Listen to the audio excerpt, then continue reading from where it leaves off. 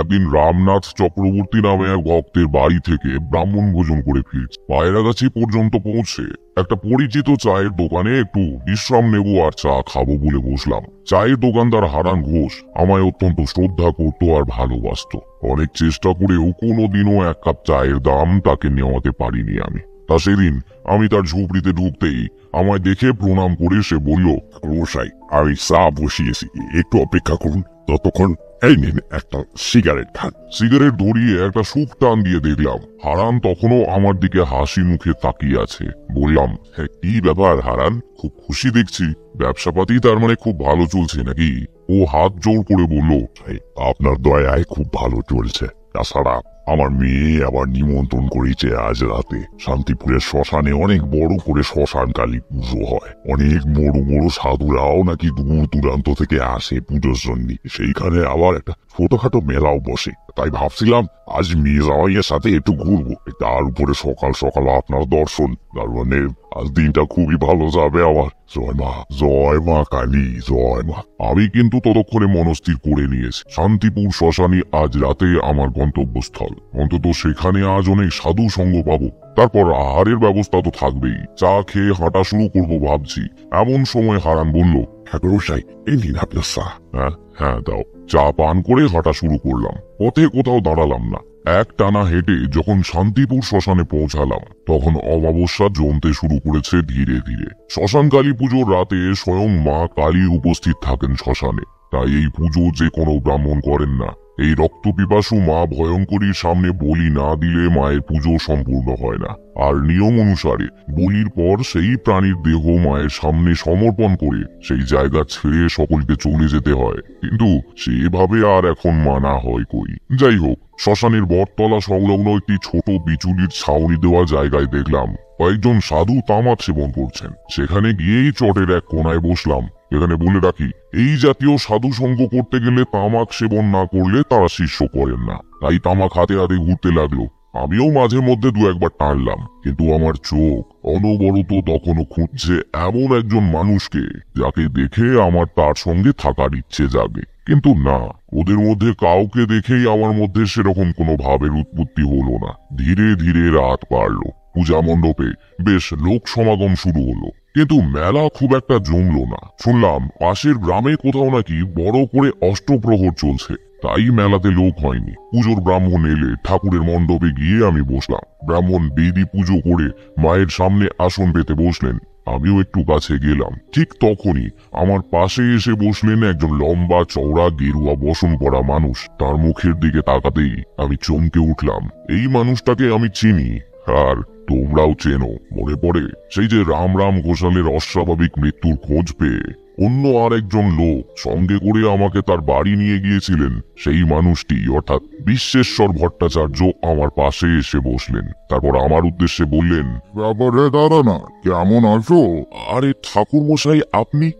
আমি ওই আছি। আপনার শরীর কেমন আছে? সৌজন্যতার খাতিরে প্রশ্নটা করলাম ঠিকই, কিন্তু নিজের চোখে দেখে বুঝলাম তার চেহারায় তেমন কোনো পরিবর্তন হয়নি। যেমনটা আগে দেখেছিলাম ঠিক তেমনই আছেন। আমার কাঁধে হাত রেখে বললেন, আমি ভালোই আছি। এই যে মোটে মোটে ঘুরে বেড়াই আর যতটা বাড়ি মানুষের সেবা করি, এই আর কি।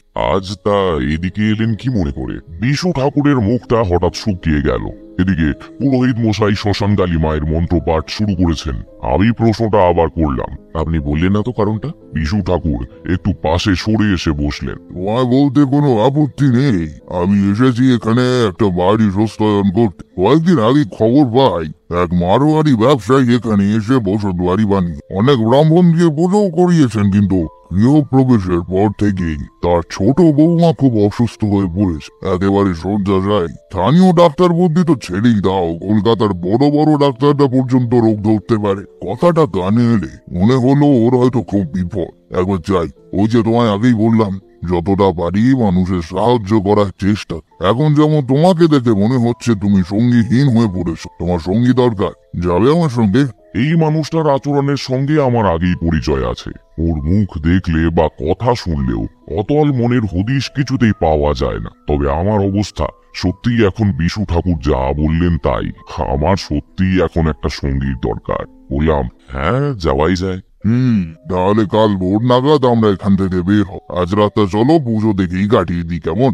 বিশু ঠাকুর আমায় অবাক করে পুরোহিত মশাইয়ের কাছ থেকে ত্রিকাঠিতে পেঁচানো লাল সুতো চেয়ে এনে আমার হাতে বেঁধে দিলেন। প্রশ্ন করলাম না কোনো, কারণ জানি প্রশ্ন করলে উনি আসল উত্তরটা দেবেন না। শুধু অবাক হয়ে তার পরবর্তী কাজগুলো দেখলাম। ঠাকুর মশাইয়ের থেকে আঙুলের মাথায় একটু ঘি নিয়ে পূজা মণ্ডপের বাইরে গেলেন। সাধারণত শ্মশান কালী পুজোয় শ্যামা পূজার মতো প্রদীপ জ্বালানো হয় না, বা বলি যেমন বাঙালির আলোর উৎসব, ঠিক তেমনি শ্মশান কালী মায়ের শ্মশান ধরনী রূপটি যেন আঁধারে নিজেকে স্থাপন করতেই বেশি স্বচ্ছন্দ। এই অমাবস্যা তিথি শুধু তাঁরই জন্য তৈরি। মা কালী প্রসাদ খাবেন, সেটা কি আর জনসমক্ষে সম্ভব? ধীরে ধীরে যত রাত বাড়ছে মণ্ডপ ততই জনশূন্য হয়ে পড়ে। বিশু ঠাকুর হঠাৎ করে কোথায় চলে গেলেন? উঠে একবার দেখবো নাকি ভাবছি, এমন সময় লক্ষ্য করলাম পুরোহিত মশাইও মাঝে মাঝে পিছন ফিরে দেখে নিচ্ছেন যে আমি আছি কিনা। উনিও যে খুব একটা স্বাভাবিক আছেন তা নয়। আসলে শ্মশানের মধ্যে জনশূন্য প্রান্তরে এমন ভয়ঙ্কর দেবী মূর্তিকে যদি অমাবস্যার রাতে পুজো করতে হয়, এমনটাই হওয়া স্বাভাবিক। তাই আমি বসে রইলাম ঠিকই, কিন্তু মনটা যেন সময়ের সঙ্গে সঙ্গে অস্থির হয়ে উঠতে লাগলো। বিশু ঠাকুর ফিরলেন তারও প্রায় 1 ঘন্টা পর। তার হাতে দেখলাম এক মুঠো বিচুলির অর্ধাংশ পুড়ে ধোঁয়া উঠছে। অবশিষ্ট অংশটুকু হাতে ধরে তিনি চারিদিকে ঘুরিয়ে ঘুরিয়ে তোপের মতো ধোঁয়া ছড়িয়ে দিচ্ছেন। কাছে গিয়ে কারণ জিজ্ঞাসা করতে তিনি বললেন, এই রাতটা আর সব রাতের মতো নয় তারানাথ। এই রাতটা এই শ্মশান মন্দিরবাসীদের জন্য সব থেকে খুশির রাত। কারণ মৃত্যুর পর যে মানুষ তার জীবনকালে ভালো কাজ করেছে সে সরাসরি আশ্রয় পায় শ্মশান কালীর মায়ের কোলে। আর যে মানুষ সব সময় অসামাজিক কাজ করে গেছে ও পদে পদে মানুষের ক্ষতি করেছে, তারা দহন কার্য হওয়ার পর প্রথমে শ্মশান কালীর মায়ের নিকট ভয়ঙ্কর শাস্তি পায় এবং তাদের আশ্রয় হয় এই শ্মশান স্বপ্নাঙ্গ তাল তেঁতুল। আর ওই যে দেখছো, তুমি ওই ঘাটে গিয়ে যদি এখন কিছুক্ষণ দাঁড়াও তাহলে শুনতে পাবে বাঁদিকের 5 বোনের ঝোপ থেকে একজন ডাকতে শুরু করেছে। তোমার শুনে মনে হবে সে যথেষ্ট বিপদে ও যন্ত্রণায় রয়েছে। আসলে যে মানুষ কখনো মানুষের ক্ষতি করেনি, সর্বদা ভালো কাজ করে গেছে, তারাই হলো ওদের সব থেকে বড় শত্রু। চুপ করে শুধু শুনলাম, কিন্তু ওর কথার প্রমাণ আবিষ্কার করার মতো সাহস সত্যি তখন আমার হচ্ছিল না। শুধু বললাম, হাতের ওই খড়ের অর্ধাংশ পুড়িয়ে চারিদিকে দেখানোর কারণটা কি? এর কারণ হলো প্রাণের অস্তিত্ব তৈরি করা। নইলে জনশূন্য শ্মশানে যে কোনো সময় আমাদের সাথে যে কোনো দুর্ঘটনা ঘটে যেতে পারে। আজকের এই রাতটায় শ্মশানের অলৌকিকতা সব দৃষ্টিগোচর হয়। এর জন্যই দেখছো না লোকজন কেমন নেই। ওই বটতলার সাধুগুলো পর্যন্ত চলে গেছে অন্য কোনো জায়গায়। বিশু ঠাকুর কথা থামিয়ে আমার পিছন দিকে তাকালেন। সঙ্গে সঙ্গে পিছনে ঘুরে দেখলাম একজন মানুষ, না মানুষ বলা ভুল হবে, একজন দৈত্যাকার মানুষ একটি ছোট পাঁঠাকে টানতে টানতে নিয়ে আসছে। পাঁঠাটা যেন ওর আসন্ন মৃত্যুর পূর্বাভাস পেয়ে অবিরাম জীবন ভিক্ষা চেয়েই চলেছে। তবে ওর ডাক যে গুমোট ভাবটা সৃষ্টি হয়েছিল তা কাটলো। বিশু ঠাকুর বিড়বিড় করে বললেন, এমন নিষ্ঠুর নিয়মের পরিবর্তন কবে হবে কে জানে। বলির পাঁঠা নিয়ে ওই ব্যক্তি আসার পর থেকেই বিশু ঠাকুর আর মন্দিরের দিকে যেতে চাইলেন না। আমার হাত ধরে টেনে নিয়ে তিনি গেলেন বটতলায় খড়ের ছাউনি দেওয়া জায়গাটায়। দুজনে চট পাতা শূন্যস্থানটায় বসলাম। খানিক আগে এখানেই কত সাধু বসে তামাক সেবন করছিলেন। বিশু ঠাকুর তার পুটলি থেকে একটি কৌটো বের করে বললেন, এতে খানিকটা দুধ আছে, এটা তুমি খেয়ে নাও। একটু বিশ্রাম করে না নিলে সকাল সকাল বেরোতে পারবে না। আমি খেয়ে নিয়েছি, আমার জন্য ওটা রাখার কোনো প্রয়োজন। আমি প্রশ্ন না করে দুধের পাত্রটা হাতে নিলাম। এমনিতেও সকালে চা খেয়ে আসার পর খাবার বলতে এখনো পেটে কিছুই যায়নি। বিশু ঠাকুর আমার পাশে চোখ বুজে শুয়ে পড়লেন। তবে আমার যেন কোনো মতেই ঘুম আসতে চাইল না। মণ্ডপের আলো এসে পড়েছে সামনের জাম গাছের কাণ্ডে, সেদিকেই তাকিয়ে শুয়ে আছি। এমন সময় বলির পাঁঠাটির মৃত্যু যন্ত্রণার আর্তনাদ কানে আসতেই শরীরটা যেন মুহূর্তের জন্য কেঁপে উঠ। আমাকে আরো অবাক করে বিশু ঠাকুর বলে উঠলেন, কি হে, ঘুমোবে না নাকি? এখনো জেগে আছো কেন? আমার অবস্থা তখন পুরোপুরি বুদ্ধিহীন। বিশু ঠাকুর তো ঘুমিয়ে পড়েছিলেন, আর তাছাড়া উনি বা বুঝলেন কি করে যে আমি জেগে আছি? কোনো কথা বললাম না, চুপচাপ চোখ বুজে রইলাম। আর বারবার কানে আসতে লাগলো কচি পাঁঠার ওই মৃত্যু যন্ত্রণার শব্দ। মনের সঙ্গে বাস্তব আর অলৌকিকের দর কষাকষি করতে করতে কখন যে ঘুমিয়ে পড়েছি জানি না। ঘুম ভাঙলো বিশু ঠাকুরের ডাকে। তারানাথ, উঠে পড়ো, এবার আমাদের যে বেরোতে হবে।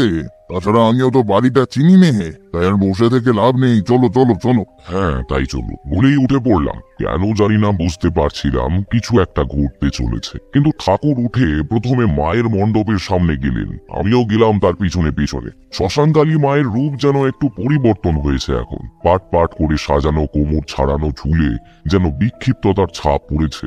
তবে সেটা মনের ভুলও হতে পারে, কিন্তু মায়ের সামনে যা দেখছি তা মনের ভুল নয়। মায়ের বেদির সামনে তখনও অবশিষ্ট বলির পাঁঠার চাপ চাপ রক্ত করানো। আমি ওখানে দাঁড়িয়ে হাত জোর করে প্রণাম করেই পথের দিকটায় সরে এলাম। বিশু ঠাকুরও চলে এলেন প্রায় তখনই। শুরু হলো আমাদের অজ্ঞাত পথ চলা। শান্তিপুর নামের সঙ্গে জায়গার যে অপরিসীম মিল তা বর্ণনা করে বোঝানো সম্ভব নয়। গ্রামের সরু রাস্তার দুপাশের যত্ন করে লেপে বানানো মাটির বাড়ি এবং গোবর ছড়া দেওয়া প্রশস্ত উঠোনগুলোর মাঝে মাঝে বিভিন্ন রঙের ফুলের বাহার, সেই দৃশ্য ভুলবার নয়। এখনকার সময় তোমরা যা দেখো তা কেবল পরিকল্পনা, কিন্তু জেনে রেখো পরিকল্পনাহীন সৃষ্টির সৌন্দর্য এই পৃথিবীর সব থেকে মূল্যবান বস্তু।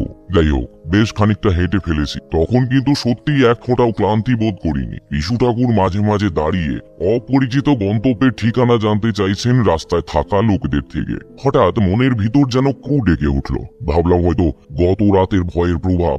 এইসব মাথায় আসতেই অন্যমনস্ক হয়ে পড়েছিলাম। ঘোর কাটতেই দেখি বিশু ঠাকুর দাঁড়িয়ে পড়েছেন। কাছে যেতে বললেন, সামনে গিয়ে এই গ্রামের রাস্তা শেষ হয়েছে এবং শেষ প্রতীকের কথা অনুযায়ী এই রাস্তার শেষের বাঁদিকের বাড়িটায় ওই মারোয়ারিদের পরিবারের। একসাথে এসো। মানে বলছিলাম, ওরা যদি শুনতে চায় আমরা কিভাবে জানতে পারলাম? তাহলে কি বলবো? যা বলার আমি বলবো, চিন্তা করো না। অগত্যা আবার হাঁটতে শুরু করলাম। এবার আর পিছনে পড়ে গেলে হবে না। আর তাছাড়া আমি একটু আলাদা হলেই আবার আগের কথা মনে পড়ে যাবে, এই ভেবে ওর পাশেই হাঁটছিলাম। মাঝে মাঝে দেখি উনি চোখ বুজে হাতের কর গুনছিলেন আর মুখে কি সব বিড়বিড় করছিলেন। তবে ওই সময়ের একটা অভিজ্ঞতা আমায় আজও গভীর চিন্তায় ফেলে দেয়। দেখলাম শেষবারের জন্য উনি যখন চোখ বুঝলেন তখন প্রায় মিনিট দুয়েক পর উনি আবার চোখ খুললেন। আসলে কোনো মানুষের পক্ষে অপরিচিত কোনো জায়গায় চোখ বুঝে পথ চলা কি সম্ভব? অপরিচিত বাদ দাও, চেনা জায়গাতেই তো সম্ভব নয়। রাস্তার শেষে পৌঁছে সেই নির্দিষ্ট বাড়িটির দিকে তাকাতে ভয় আর আতঙ্কে আমার মনের ওপর দিয়ে যেন একটা হিমেল প্রবাহ স্রোত বয়ে গেল। না, এই ঘটনার ভয়াবহতার কথা ভাবলে নিজেকে জীবিত প্রাণী ভাবতে ভুল হয়। তারানাথ মাথা নিচু করে কপালে হাতের ঠেকনু দিয়ে নিচের দিকে তাকিয়ে রইল। বুঝলাম এতক্ষণ যা শুনছিলাম তা সবে ঘটনার ভূমিকা। আসল ঘটনা এখন ওর মনে চলছে। কিশোরী হয়তো পকেট থেকে একটা সিগারেট বার করে তারানাথকে দিতে যাচ্ছিল। আমি তখনই হাত চেপে ধরলাম। তারানাথ এবার ধীরে ধীরে মাথা তুলল। এই ঘটনার কতটা তোমরা বিশ্বাস করবে জানি না, তবে ঘটনাটা আমার জীবনে একটা ভয়ের দাগ কেটে দিয়ে গিয়েছে। আমরা একে অপরের কাছে এসে তারানাথের দিকে তৃষ্ণার্ত শ্রোতার দৃষ্টিতে চাইতে সে শুরু করলো আবার। মধুসুন্দরী দেবীর আশীর্বাদে আমি কোনো ব্যক্তির ওপর আসা বিপদের পূর্বাভাস পেতাম, তোমরা তো জানোই।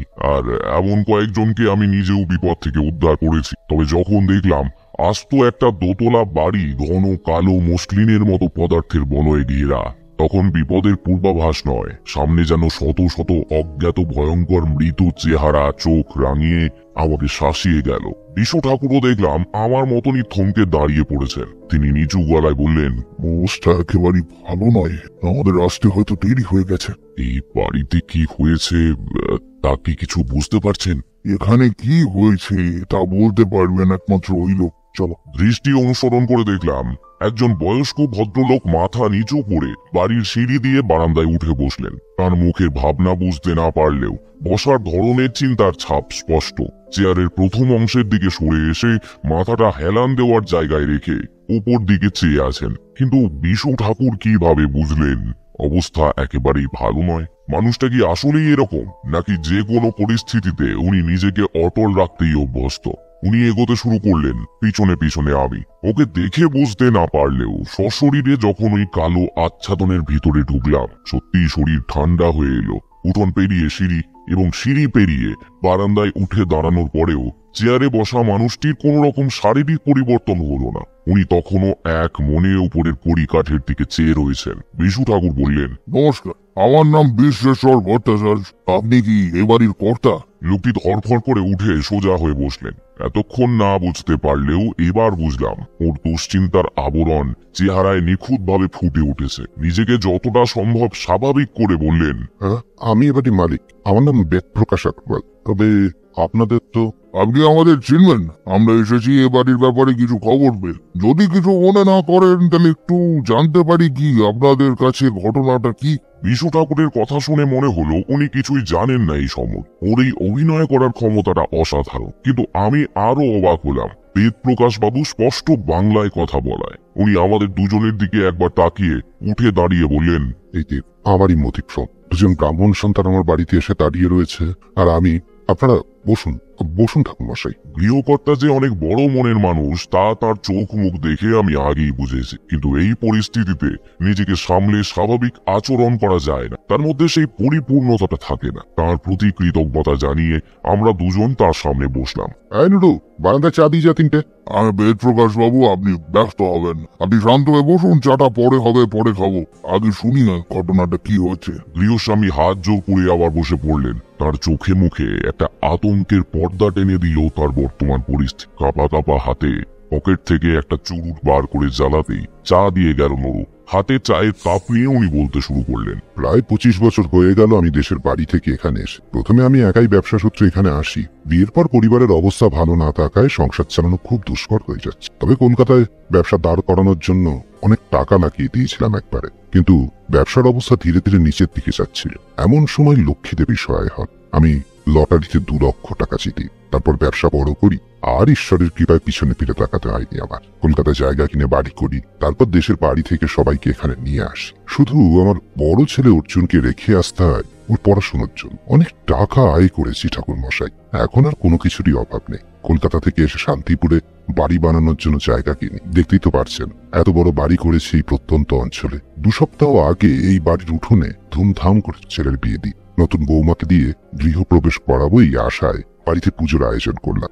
সেই দিন থেকেই শুরু হলো অমঙ্গল। কোনো মতেই সে পুজো শেষ করতে পারলাম না। পুজোর জন্য যতবার প্রস্তুতি নিয়েছি ততবারই কারো না কারো শরীর এমন ভাবে খারাপ হয়েছে যে সে পুজো করে উঠতে পারিনি। তবে সে কারণেই কিনা জানি না বাড়িতেও ভালো নেই। ছোট ছেলেটার বিয়ে দিলাম, এখনো পর্যন্ত সব ঠিক ছিল, কিন্তু এখন বৌমার সাথে রোজ অশান্তি লেগেই থাকে। শেষ কয়েকদিন তো ওরা এক ঘরে থাকছে না পর্যন্ত। ঠাকুরমশাই, অনেক ওঝা বৈদ্য নিয়ে এসেছি, কিন্তু কোনো উপকার হয়নি। আপনারা দেখুন, যদি এই বিপদের থেকে আমাদের রক্ষা করতে পারেন তবে সারাটা জীবন আমরা আপনাদের কাছে ঋণী হয়ে থাকি। এভাবে চলতে থাকলে আমরা তো বাঁচবো বলে মনে হয়। বেদপ্রকাশ থামলেন। আমরা অবাক হয়ে পুরোটা শুনলাম। বিশু ঠাকুর প্রশ্ন করলেন, আপনার ছেলেরা কোথায়? তাদের সাথে একটু কথা বলা যাবে কি? ছোট ছেলে গেছে কলকাতা আজ বিকেলে, আর বড় ছেলে অর্জুন বিয়ে থা করে ওখানেই সংসার করেছে। ছোট ছেলের বিয়েতে এসেছিল, আবার চলেও গেছে। তাহলে বাড়িতে এখন কে কে আর? এ বাড়িতে ওই আমি, আমার স্ত্রী, ছোট বৌমা, আরেকজন রান্না করার বামন, আরো 2জন কাজের লোক ছিল। তারা হঠাৎ আসা বন্ধ করে দিয়েছে। ও আর নুরু, ও আমার সাথে প্রায় 15 বছর ধরে আছে। আমার ব্যবসার কাজকর্ম থেকে শুরু করে সমস্ত টুকটাক কাজ ওর হাতেই হয়। যাই হোক, আপনাদের দেখে ক্লান্ত মনে হচ্ছে খুব। চলুন আপনাদের একটা ঘর খুলে দিই, একটু বিশ্রাম নিয়ে নেবেন। অত ব্যস্ত হওয়ার কিছু নেই, আর আমাদের বিশ্রামের প্রয়োজন তেমন একটা হয় না। চলুন একবার আপনাদের বাড়ির চারিদিকটা ঘুরে দেখতে চাই। বেদপ্রকাশ এই ক্ষেত্রেও যেন একটু ব্যস্ত হয়ে পড়লেন। আসলে ওর মনের মধ্যে যেটুকু সংসারকে রক্ষা করতে না পারার ভয় জমেছিল, আমরা আশায় সেই ভয়ের পরিমাণ যেন একটু কমেছে। একইভাবে বললেন, আসুন না, চলুন পুকুরের দিকটা আগে দেখাই। আমরা তাকে অনুসরণ করলাম। সিঁড়ি থেকে নেমে ডান দিক বরাবর প্রশস্ত উঠোন ছাড়িয়ে একটা কৃষ্ণচূড়া গাছের তলায় কালো জলের একটা বিরাট পুকুর দেখলাম। নিজেদের জন্য ঘাট বাঁধিয়ে বসার জায়গাও করা রয়েছে। বেদপ্রকাশ বললেন, সংসারে অমঙ্গল নেমে এলে তা কোনো দিক থেকেই ছাড়ে না। পুকুরটাতে প্রায় 2-3 কিলো ওজনের রুই কাতলা ছিল। তাও বোধহয় চুরি হয়ে যায়। আমার এমনিতে একটু সকাল সকাল ঘুম থেকে ওঠা অভ্যেস। তা পুকুর পাড়ে এসে প্রায় রোজই দেখে জল পুরো ঘোলা হয়ে আছে। এদিকে সংসারে এই অবস্থা, তার মধ্যে কি পাহারা দেওয়া সম্ভব? আগে ঠাকুরমশাই এদিকে আসুন। পুকুর পাড় থেকে প্রাসাদের মতো বাড়িটির পিছনে যাওয়ার রাস্তা। 3 জন সেদিকে অগ্রসর হলাম। বেদপ্রকাশ আঙুল দিয়ে কোন ঘরে কে থাকে তা দেখিয়ে দিতে লাগলেন। বাড়ির পিছনের দিকটা অযত্নের কারণে প্রায় একটা ছোটখাটো জঙ্গলে পরিণত হয়েছে, কিন্তু দূর থেকে দেখলাম একটা নির্দিষ্ট জায়গায় আগাছার পরিমাণ অপেক্ষাকৃত কম। সেদিকটাতেই হেঁটে গেলেন বিশু ঠাকুর। বেদপ্রকাশ আর এলেন। উনি ওখানে দাঁড়িয়ে উচ্চ স্বরে সব বর্ণনা দিতে লাগলেন। আমি সেই জায়গায় পৌঁছে দেখলাম বিশু ঠাকুর একবার নিচের দিকে আর একবার উপরের দিকে চিড়ে কোঠার ঘরটি দেখে নিলেন। তখনও আমি চেয়ে আছি ওর মুখের দিকে। উপরের ঘরে কে থাকে? মানে ওই চিলেকোঠার ঘরে? ওই ঘরটা এখন বৌমা থাকে। বললাম না, ওদের মধ্যে খুব অশান্তি হচ্ছে দিনকে দিন। বাড়ির নিচের দিকে তাকাতেই আমি চমকে উঠলাম। দেখলাম বাড়ির ভিতের যে অংশটুকুতে শ্যাওলা জমে গেছে সেখানে দেওয়াল বেয়ে মানুষ চলাচলের ছাপ তৈরি হয়েছে। উত্তেজনায় চিৎকার করতে যাব এমন সময় বিশু ঠাকুর আমার হাত চেপে ধরলেন, নিচু গলায় বললেন, দেখিস, তবে শুধু এটা মনে রেখো, আপাতত কারোর সামনে প্রকাশ করবে না কিছু। মনের মধ্যে অসীম আতঙ্ক চেপে রেখে মুখ নিচু করে বেদ প্রকাশের কাছে ফিরে এলাম, পাছে উনি আমার মনের ভাবটা না বুঝতে পারেন। বাড়ির ভিতরে ফিরে এসে আমাদের একটা দোতলার নির্দিষ্ট ঘরে রেখে নিচে গেলেন গৃহস্বামী। আমি জানালার কাছে একটা চেয়ারে বসে বিশু ঠাকুরের দিকে সপ্রশ্ন দৃষ্টিতে চেয়ে রইলাম। মন শুনতে চাইছিল এই প্রসঙ্গে তার ব্যাখ্যা, কিন্তু তিনি আমায় এই ব্যাপারে একটা কথাও বললেন, বরং এমন একটি প্রস্তাব রাখলেন যা আমার মাথাতেই আসেনি তখন। চলো পুকুরটাতে একটু স্নান করে আস, সামনে অনেক কাজ বাকি। তার আগে শরীরটা একটু ঠান্ডা করে নি। কথাটা শুনে আমার মনে কিছুক্ষণের জন্য ওর প্রতি বিরূপ ধারণা সৃষ্টি হলো। ভাবলাম, মানুষটা কি পাগল, নাকি উনি আন্দাজ করতে পারছেন না যে এই বাড়িতে আরো কত বড় বিপদ ঘটতে চলেছে। যাই হোক, উনি না পারলেও আমি তো যথাসাধ্য চেষ্টা করবই। নিজেকে সামলে নিয়ে বললাম, স্নান সেরে ফিরে এসে দেখি এই অবস্থাতেও বেদ প্রকাশ আমাদের জন্য পঞ্চ ব্যঞ্জন তৈরি করেছে। কিন্তু এই পরিস্থিতিতে কি খাওয়া যায়? যেটুকু খেলাম অনেক জোর করে। বিশু ঠাকুরের মধ্যে যদিও তেমন কোনো ব্যাপার লক্ষ্য করলাম, কিন্তু উনি খেতে বসে কোনো কথা বললেন, শুধু উঠে যাওয়ার সময় বললেন ছোট ছেলে এলে যেন আমাদের ডেকে পাঠানো হয়, উনি তার সঙ্গে কথা বলতে চান। উপরে নিজেদের ঘরে এসে আমি বিছানায় শুয়েছিলাম কিছুক্ষণ। পুকুরে স্নান করে খাওয়া দাওয়া করার পর যে কোনো মানুষের একটা ঘুমের ভাব আসে। আর তাছাড়া ওই বাড়িটার ভিতরে যে বাতাস চলাচল করছিল তা অপেক্ষাকৃত ঠান্ডা। এখন কখন যে চোখ লেগে গিয়েছিল বুঝতে পারিনি। ঘুম ভাঙলো দরজা খোলার শব্দে। হ্যাঁ নমস্কার, তুমি আবার আসতে গেলে? তোমার বাবাকে তো বলেছিলাম তুমি এলে আমাদের নিচে ডাক। যাকে এসেছো যখন এখানেই বস, তোমাদের সাথে কিছু কথা আছে। দেখলাম প্যান্ট জামা পরা একটা ফর্সা ছেলে ঘরের ভিতরে ঢুকে এলো। বুঝলাম এটাই বেদ প্রকাশের ছোট ছেলে। দেখে খুব মায়া হলো আমার। এত সুন্দর একটা ছেলের জীবনে, পরিবারে এবং দাম্পত্য জীবনেও এত দুঃসময় বয়ে এসেছে। কে জানে এর শেষ কোথায়। বিশু ঠাকুর তাকে তক্ত বসে বসতে বলে নিজের চেয়ার টেনে নিয়ে তার সামনে বসলেন। আমিও পাশে গিয়ে দাঁড়ালাম। তিনি বললেন, তোমার বিবাহিতা স্ত্রীর সাথে বিয়ের আগে তোমার ঠিক কত দিনের পরিচয়? মনে সংকোচ না থাকলে এইটুকু আমাদের জানাতে পারবে? ছেলেটি খানিক চুপ করে বসে রইল। বুঝলাম এই জাতীয় প্রশ্নের মুখোমুখি হতে সে প্রস্তুত ছিল না। তারপর বলল, আমি ছোট থেকে খুব আদরে মানুষ হয়েছি। বাবা কখনোই আমার কোনো অভাব রাখেনি। দুজনেই যা চাইতাম তাই পেতাম। তারপর দাদা বড় কলেজে পড়ার জন্য চলে যায়, আমি হয়ে গেলাম একা। এবার ব্যবসার চাপ হোক বা অন্য কোনো কারণে জানি না, বাবা আমাদের খোঁজ নেওয়াটাও একসময় বন্ধ করে দিয়েছে। যাও 2 মাস পর এক একটা চিঠি লিখতেন বাড়িতে, দাদার কাছে তাও লিখতেন না। এর জন্য দাদা আমায় অল্প অল্প হিংসে করত। তারপর একদিন বাবা বাড়ি এলেন এবং সবাইকে বললেন যে যার মতো গুছিয়ে নিতে। উনি কলকাতায় বাড়ি কিনেছে, এবার থেকে আমরা সেখানে থাকবো। আমরা সবাই চলে এলেও দাদা অভিমান করে এলো না।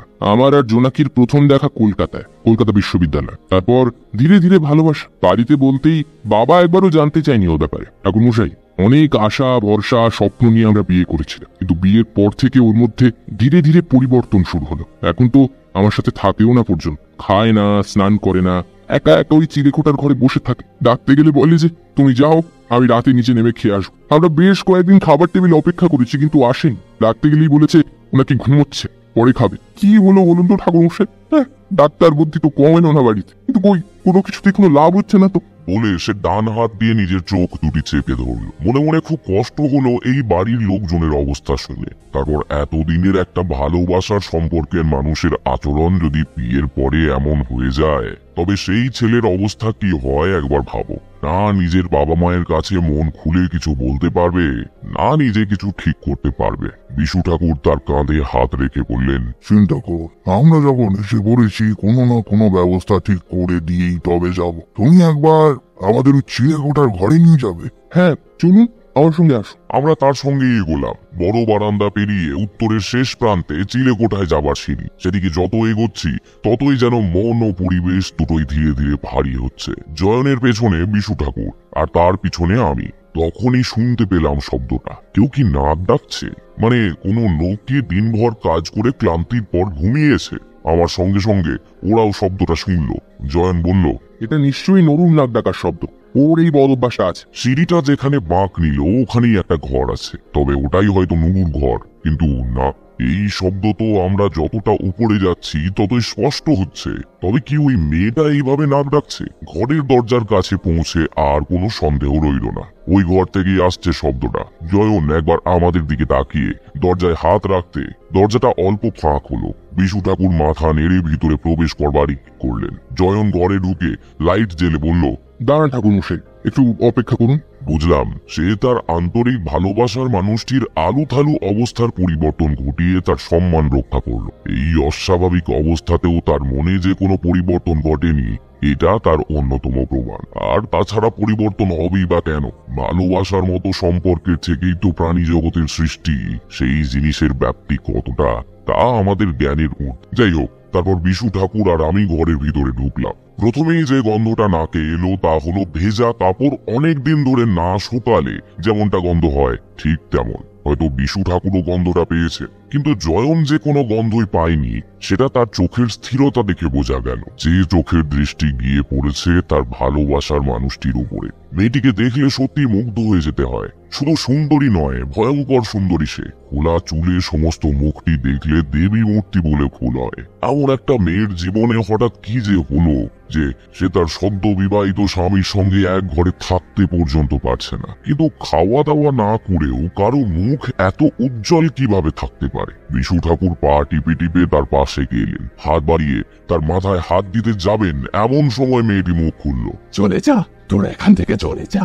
চোখ বুজে কড়া গলায় এই কথার সঙ্গে সঙ্গেই বিশু ঠাকুর হাতের ইশারায় আমাদের বাইরে যেতে বললেন। আমি জয়নের হাত ধরে ঘর থেকে বের করে আনলাম। বিশু ঠাকুরও বেরিয়ে এলেন আমাদের পরে। তারপর নিচু গলায় বললেন, যা ভেবেছিলাম তাই, চলো এখান থেকে সবাই। ঘরে ফিরে এলাম। জয়নের মুখটি নিচু হয়ে গেল, সে চুপ করে বেরিয়ে গেল। বিশু ঠাকুর ঘরে ঢুকে দরজা টেনে দিয়ে বললেন, আরে না, ভয়ঙ্কর কিছু একটা ঘটেছে এই বাড়িতে। যা হয়েছে সবার চক্ষুর আড়ালে। জোনাকি মায়ের ভিতরে যে আত্মা বাস করছে কথা আমি আগেই বুঝতে পেরেছিলাম। আশা করি তুমিও বুঝেছিলে। কিন্তু এ বাড়িতে কোনো বাস্তু দোষ নেই, এ দোষ লেগেছে অন্য কারণে। কি সেটার কারণ তা কিছুতেই ধরতে পারছি না।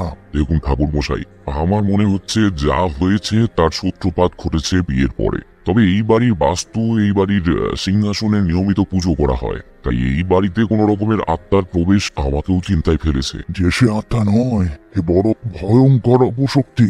যদি না হতো যে শরীর তার মাধ্যম, তার বন্ধনেত্রে আমাদের সে দেখতে পেত না। তাছাড়া তার সামনে যে মাত্র কোনো একজন ব্যক্তি যায়নি সেটাও সে বুঝতে পেরেছে। যাই হোক, চোখ কান খোলা রেখো আজ রাতটা। কথাটা বলে তিনি আমার মনে আরো ভয় ধরিয়ে দিলেন। সেদিন রাতে আমি আর বিশু ঠাকুর ঘরেই খাবার নিয়ে খেলাম। বেদ প্রকাশ একবারে এসে আমরা কতদূর কি বুঝলাম তা শুনে গেলেন। বিশু ঠাকুর তেমন কোনো সমাধান সূচক ইঙ্গিত দিলেন। রাত তখন কটা ঠিক জানি না। একটা সিগারেট খাবো বলে জানালার কাছে গিয়ে দাঁড়িয়েছি, আর তখনই যে দৃশ্য দেখলাম তাতে আমারও ওই বাড়ির থেকে তখনই বেরিয়ে যেতে ইচ্ছা করলো। মনে হলো এক ছুটে যতদূর পারি এখান থেকে চলে যাই। তারানাথ কিশোরী চোখ বড় বড় করে বলল, ঠাকুরমশাই থামবেন না, একদম থামবেন না এখন। এমন কি দেখলেন হঠাৎ করে?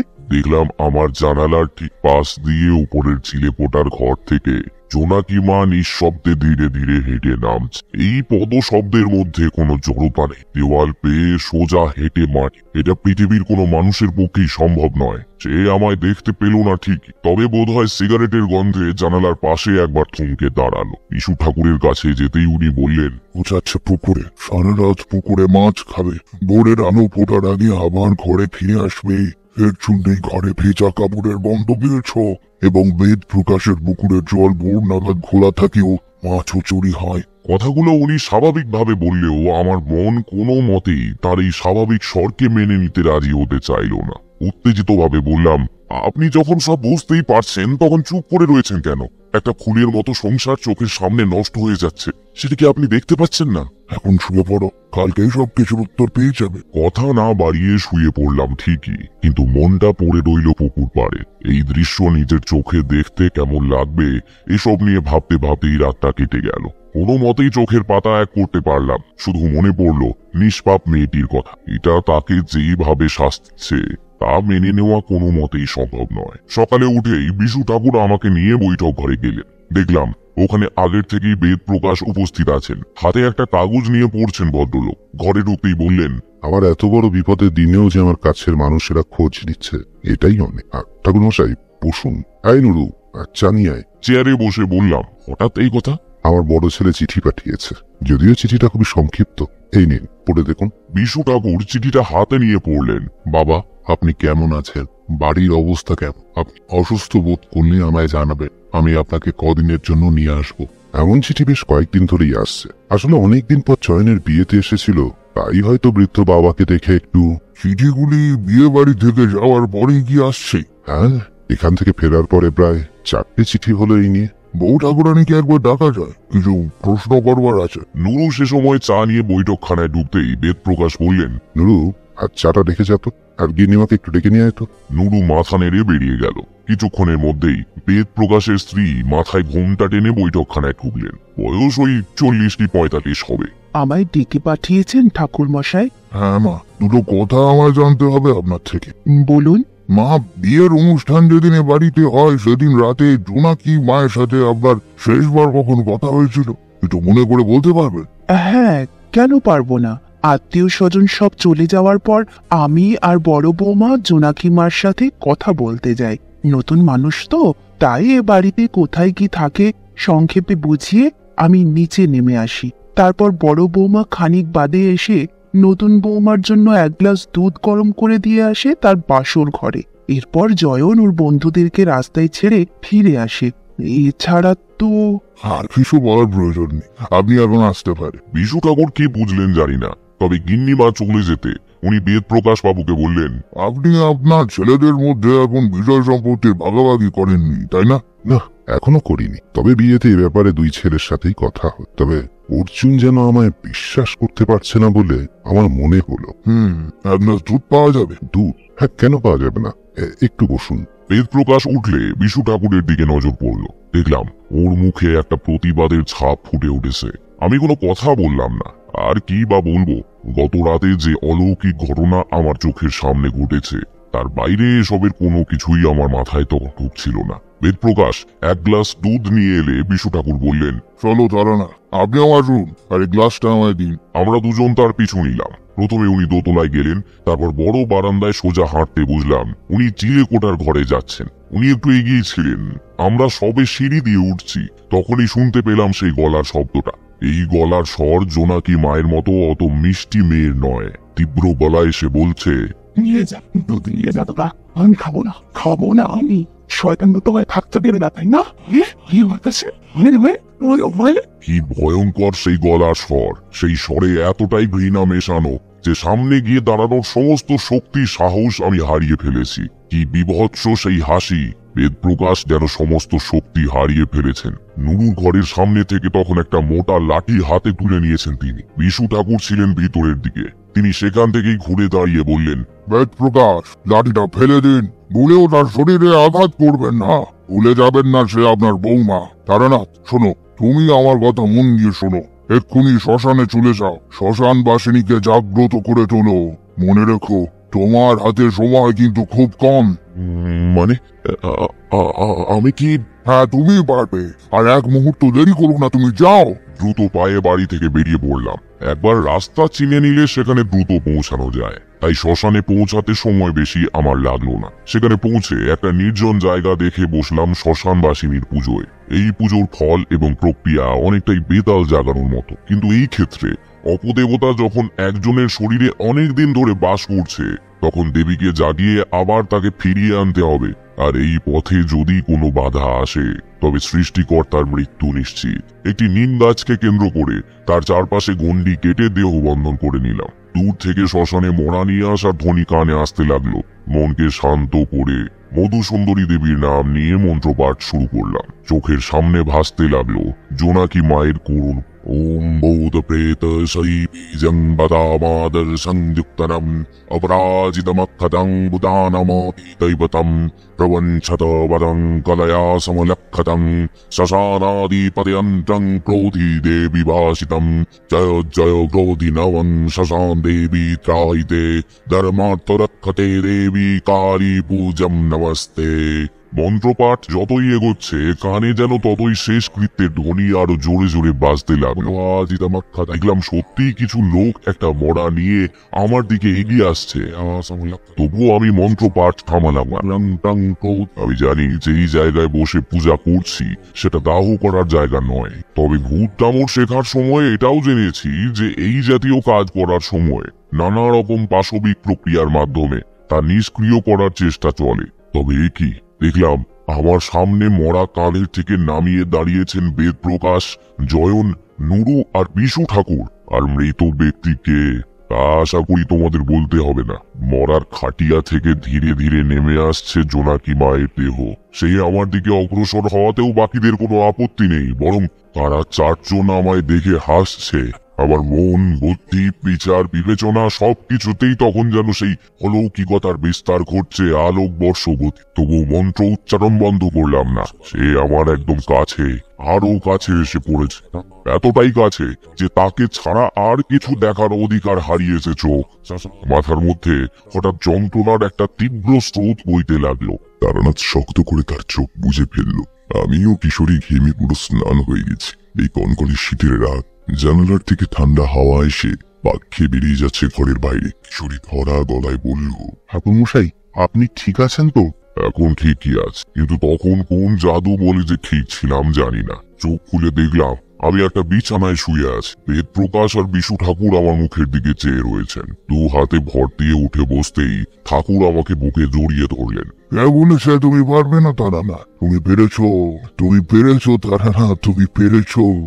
গৃহকর্তা হাত জোর করে আমার দিকে অশ্রু ভরা চোখে চেয়ে রয়েছেন। প্রশ্ন করলাম, জোনাকি মা এখন ঠিক আছে তো? সে এখন ভয় মুক্ত, শুধু একটু জ্বর আছে। ডাক্তার এসেছেন, ঠিক হয়ে যাবে সব। আসলে একটা মানুষ যদি প্রতিনিয়ত সারা রাত পুকুরের জলের মধ্যে থাকে তাহলে তার জ্বর আসাটা তো স্বাভাবিক, তাই না? আর দ্বন্দ্বে রাখবো না, বলেই ফেলি সবটা। আপনার ছোট ছেলের বিয়েতে আপনার বড় ছেলে অর্জুন এসে যখন দেখলো আপনি তার বিয়ে এত ধুমধাম করে দিচ্ছেন, তখন তার মনে এটাই প্রশ্রয় পেল যে আপনি আপনার সমস্ত বিষয়, আশ্রয়, সহায় সম্পত্তি আপনার ছোট ছেলেকে দিয়ে দেন। যেহেতু ছোট ছেলেকে আপনি বেশি পারেন, কিন্তু এটা তো বাবাকে সরাসরি বলা অসম্ভব। তাই অর্জুন ও তার স্ত্রী এটাই ঠিক করলো যে ছোট ভাইকে সংসারী হতে দেওয়া যাবে। আর যেহেতু ভালোবাসার বিয়ে, তাই সেখানে ফাটল তৈরি করাও সহজ। কিন্তু এক্ষেত্রে আমি সত্যি অনুপ্রাণিত যে আপনার ছোট ছেলে জয়নের নিশ্ছিদ্র ভালোবাসা দেখে সত্য বিবাহিত স্ত্রীর এই রূপ আচরণের পরেও তার চরিত্রের বিন্দু মাত্র পরিবর্তন হয়। তাহলে বুঝতে পারছেন বেদ প্রকাশ বাবু, আপনার বড় ছেলে অর্জুনের হঠাৎ আপনার প্রতি এত ভালোবাসার উদয় হওয়ার কারণ? ওর নজর শুধুই আপনার তিল তিল করে জমানো অর্থ এবং প্রতিপত্তির উপর। আপনাকে অনেক ধন্যবাদ, কারণ এই বিষয়ে আপনি আমার চোখ খুলে দিয়েছিলেন। এই কারণেই আমি গিন্নি মায়ের কাছে শুনি জোনাকি মায়ের সাথে বিবাহের দিন রাতের বেলা তার সাথে কে কে দেখা করেছিল। আসলে এটা আপনার বাড়ির বাস্তু দোষ নয়, এ বাড়িতে দোষ ঢুকিয়েছে জোনাকি মায়ের হাতে দেওয়া আপনার বড় বৌমার ওই এক গ্লাস দুধ। ওতে মেশানো ছিল কোনো অপঘাতে মৃত ব্যক্তির পিণ্ড না দেওয়া অস্থি। বাকিটা তো আপনারা চোখের সামনেই দেখলেন। আমরা যদি আসতে আরো দেরি করে ফেলতাম, জানি না আর কি কি হতো। এইটুকু বলে বিশু ঠাকুর হাত জোর করে ঊর্ধ্বমুখে প্রণাম করলো। গিন্নিমা আমার আর বিশু ঠাকুরের পা ধরে অনেকক্ষণ কান্নাকাটি করলেন। এই দিনের কথা মনে পড়লে আজও মন এক অপার শান্তিতে ভরে ওঠে। এই পরিবারের সুখ আমরা শেষ পর্যন্ত ফিরিয়ে দিতে পেরেছিলাম।